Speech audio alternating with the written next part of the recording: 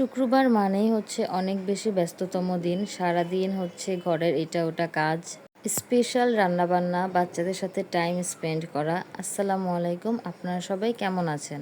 তো শুক্র শনি আমার অফ ডে থাকে, স্কুল অফ, এবং যে বাচ্চাগুলোকে কোচিং করায় সেগুলোও বন্ধ।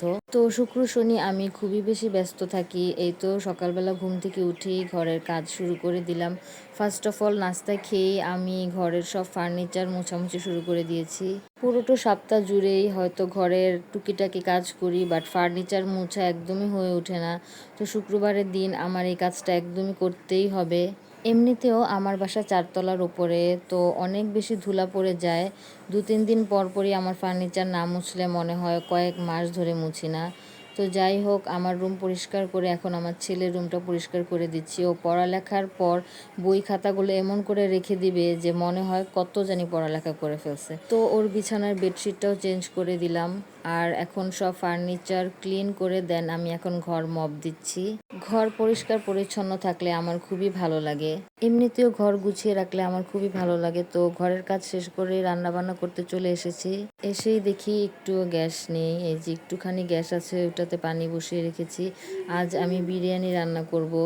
তো ঈদ থেকে স্টিল 1 মাস হয়ে গিয়েছে, আমার বাসায় একদমই গ্যাস নেই। রাত 12টার পরে গ্যাস আসে, তো রাত 12টার পরে আমার রান্না করা একদমই পসিবল হয় না। তো কি আর করার, এখন আমি ইন্ডাকশন কুকারে বিরিয়ানিটা রান্না করব। ফার্স্টেই আমি হচ্ছে আলু আর চিকেনের লেগ পিসগুলো সুন্দর করে ভেজে নিব। আর এই লেগ পিসগুলোর ভিতরে আমি একটু জর্দা রং মিক্স করেছি, আর এখানে পোলাও চালটা আমি আগে থেকেই ভিজিয়ে রেখেছি। কাদের কাদের এলাকায় এরকম গ্যাসের প্রবলেম হচ্ছে অবশ্যই কমেন্ট করে জানাবেন।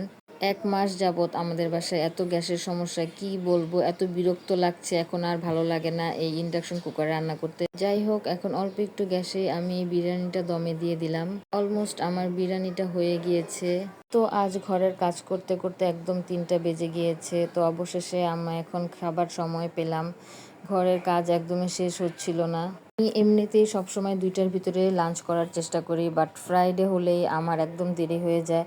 তো এখন আমি লাঞ্চ করছি, আর পাকিস্তানি যে একটা সিরিয়াল আছে পারভারিশ, সেই সিরিয়ালটা আমার খুবই ভালো লাগে, তো সেটাই দেখছি।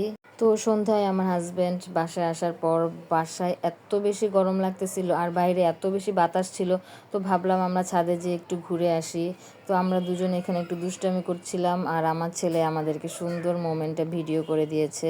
আমি ওকে বলছিলাম দেখো হয়তো বৃষ্টি হতে পারে, আকাশে একটাও তারা নেই। তো ও আমাকে খুঁজে খুঁজে দেখাচ্ছিল, ওই যে দেখো এখানে তারা আছে। তো যাই হোক, আপনার সাথে দেখা হবে নেক্সট কোনো ভিডিওতে। তত পর্যন্ত ভালো থাকবেন, সুস্থ থাকবেন, আল্লাহ হাফেজ।